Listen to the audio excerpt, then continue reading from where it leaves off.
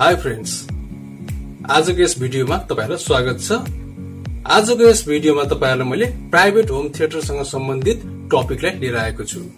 Private home थिएटरसँग सम्बन्धित topic मध्ये audio, visual र रुमको डेकोरेसन पनि पर्ने गर्दछ। आजको टपिक्समा मैले होम थिएटरको अडियो सिस्टमको बारेमा लिएर आएको छु।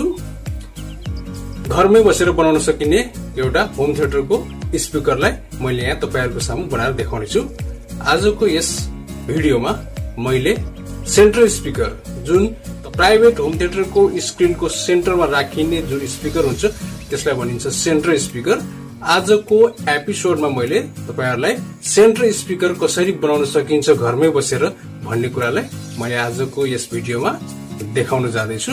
कृपया भिडियोलाई अन्तिमसम्म हेरिदिनु होला र मेरो भिडियोलाई लाइक गर्न नबिर्सिनु होला। र भिडियोमा जानुभन्दा अगाडि यदि तपाईहरु मेरो च्यानलमा नयाँ हुनुहुन्छ भने कृपया लाइक, शेयर, सब्स्क्राइब गर्न नबिर्सिनु होला। त लागौं हामी अब भिडियोतर्फ।